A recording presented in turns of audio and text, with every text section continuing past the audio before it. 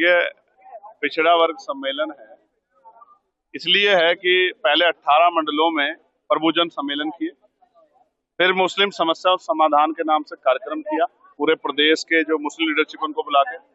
फिर पिछड़ा वर्ग सम्मेलन 9 अक्टूबर को था, लेकिन दूसरी पार्टी ने रैली रख ली अपनी, तो हमने अपना कार्यक्रम विड्रॉ कर लिया। फिर 8 मंडलों में बड़ी रैलियां की, जो आखिरी रैली 29 तारीख को मार्च में खत्म हुई। और अब ये पिछड़ा वर्ग सम्मेलन किया है, जो मान्यवर बीपी मंडल जी की पुण्यतिथि के अवसर पे हम लोगों ने किया है।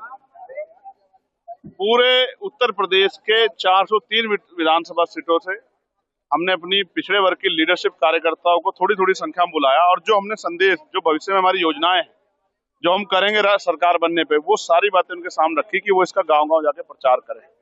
और मैं आपको विश्वास से कहता हूं, आने वाले समय में आजाद समाज पार्टी एक बड़ा दल उत्तर प्रदेश में बनेगा, क्योंकि लोकसभा के समय 2024 में हमें अपनी मेहनत को सही तरह से दिखाने का मौका नहीं मिला, क्योंकि हम 2 ही सीटों पर चुनाव लड़े।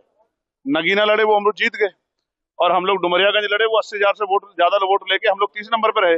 लेकिन अब उत्तर प्रदेश में विधानसभा चुनाव 403 सीटों पर आजाद समाज पार्टी मजबूत से लड़ेगी, उसी के लिए कमर कसी है, जिसमें प्रमुख ये है कि आदरणीय बीपी मंडल जी को, वीपी सिंह जी को, मान्यवर काशीराम साहब को, मामना रामसु वर्मा जी को सरकार भारत रत्न दे, उनके योगदान के लिए। और जो जितने बहुजन महापुरुष, चाहे संतराम बी ए प्रजापति हो, चाहे बाबू जगदेव प्रसाद हो, तमाम हमारे महापुरुषों को भारत रत्न मिलना चाहिए।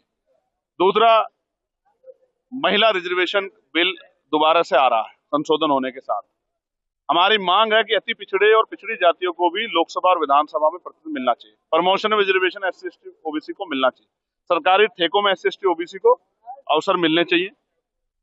अति पिछड़े समाज को 27% से बढ़ाकर, जैसे आपने EWS दिया, अति पिछड़े समाज को 15% अतिरिक्त आरक्षण, पाल, प्रजापति, कश्यप, सैन, विश्वकर्मा, बिंद, केवट, राजभर, निषाद, तमाम जातियों को मिलना चाहिए।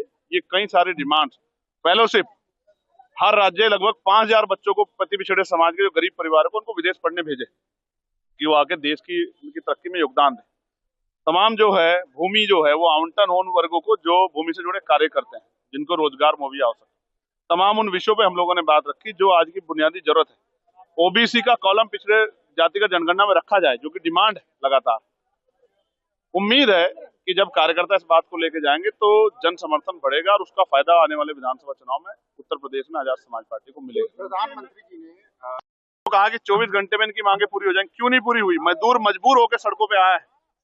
आज मजदूर आया है, कल आशा बहनें आएंगी, आंगनबाड़ी बहनें आएंगी, पंचायत सहायक आएंगे, रोजगार सेवक आएंगे, POLT के जवान आएंगे, होमगार्ड भाई आएंगे। क्यों? शिक्षा मित्र आए, अनुदेशक आए। क्यों? कल पुलिस के जवान भी अपने हकों के लिए लड़ेंगे। CRPF के जवानों के लिए भी बिल आया, CRPF अधिकारियों को DG नहीं बनने देंगे, तो बिल आया। क्यों? क्योंकि सरकार ने मजबूर कर दिया। अगर 2 दिन पहले ही उनकी मांगे मान ली जाती तो ये दिन नहीं देखने पड़ते। ये सरकार की जो लापरवाही है और सरकार की जो संवेदनहीनता, उसकी वजह से नहीं लिखा है। मेरे पास भी आया, मैंने भी पढ़ा है, बहुत अच्छा लेटर प्रधानमंत्री जी ने लिखा है। ठीक है, जब ये बिल आएगा तब अपनी बात हम लोग जोर शोर से रखेंगे। तो जून से आपने राजनीतिक आंदोलन की घोषणा की, पूरे उत्तर प्रदेश में अब समय आ गया है कि यात्रा के जरिए जन जागरण अभियान चलाया जाए।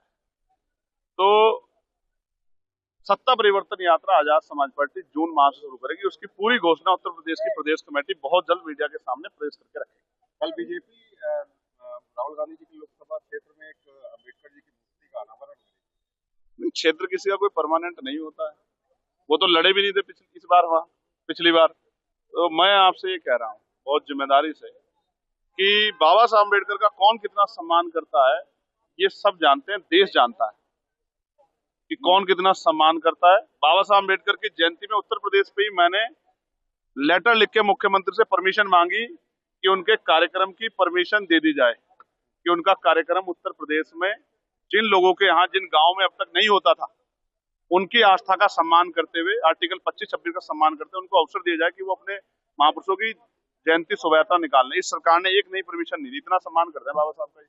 और इनकी सरकार में सबसे ज्यादा मूर्तियां टूटी है। 9 साल बाद अचानक क्यों आपको याद आई कि बाबा साहब की जयंती भी आपको मनानी? अब से पहले तो आप लोग सोए हुए थे, क्योंकि गांव-गांव में नौजवानों ने, बीमार में आजाद समाज पार्टी के नौजवानों ने गूंज मचा दी है बहुजन महापुरुषों के विचारों की। अब इनको लगा है कि अगर हम इनके महापुरुषों के बारे में बात नहीं करेंगे तो शायद ये पूरा ही समाज आजाद समाज पार्टी के साथ जुड़ जाएगा। उस समाज में थोड़ा बहुत टूट करने के लिए कोशिश कर रहे हैं, जो कि कामयाब नहीं।